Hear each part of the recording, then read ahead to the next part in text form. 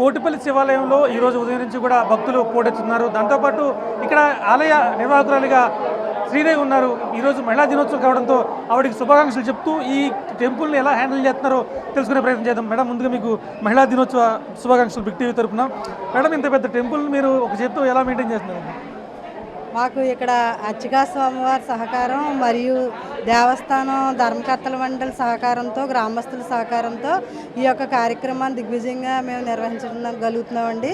ఈ యొక్క శివరాత్రి మహోత్సవానికి ఉత్సవ కమిటీ చైర్మన్గా మన ఆర్డీఓ సుధాసాగర్ గారు, డిఎస్పీ గారు ఉన్నారండి. వారి యొక్క సహకారం కూడా మాకు చక్కగా ఉందండి. ఈరోజు మహాశివరాత్రి పర్వదినం సందర్భంగా వేకుజామున 3:30 స్వామివారికి గోదావరి నుండి తీర్థబిందు తీసుకొచ్చి స్వామివారికి అభిషేకం అనంతరం భక్తులకి దర్శనాన్ని అనుమతించామండి.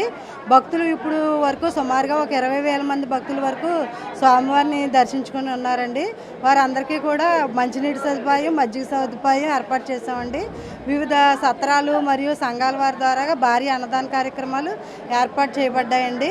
ఈరోజు సాయంత్రం 7 గంటలకి కోటి దీపోత్సవం ప్రారంభమవుతుందండి.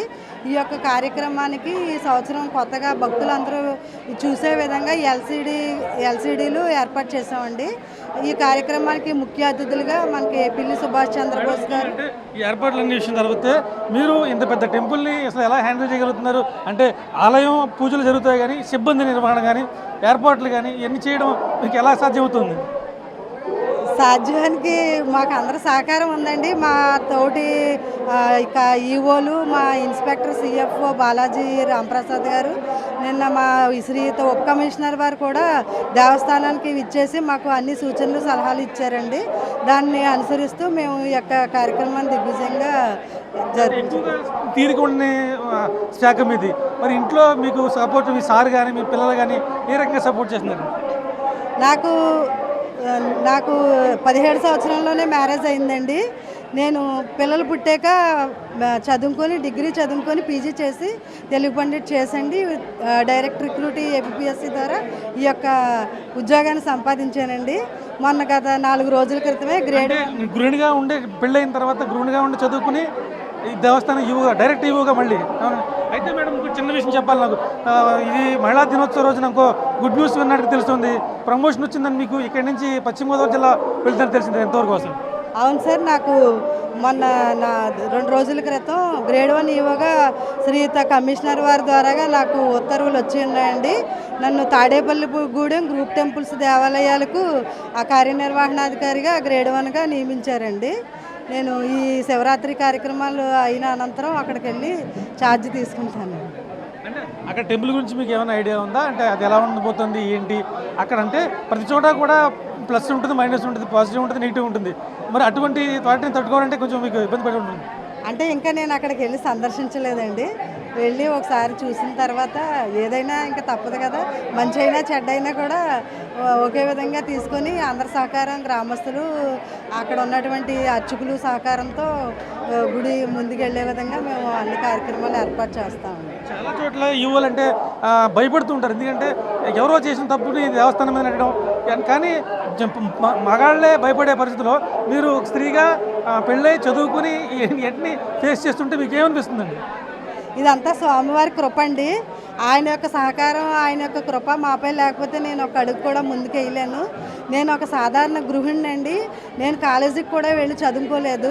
డిస్టెన్స్ ఎడ్యుకేషన్లో నేను డిగ్రీ చేశానండి.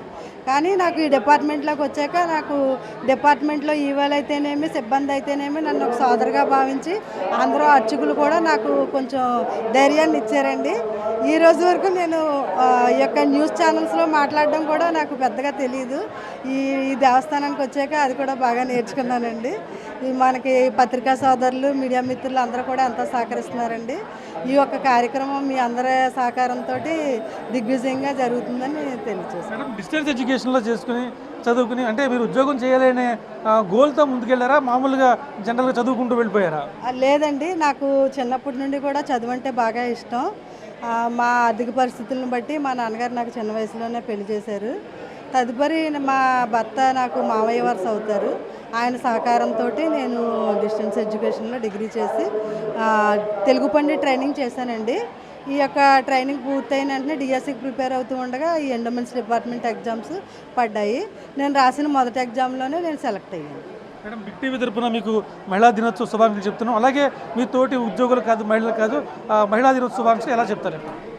నా తోటి ఉద్యోగులందరికీ కూడా కార్యనిర్వహణాధికారులుగా నూతనంగా నాతో పాటు కొంతమంది గ్రేడ్ 1 ఈవోగా సెలెక్ట్ అయ్యారండి.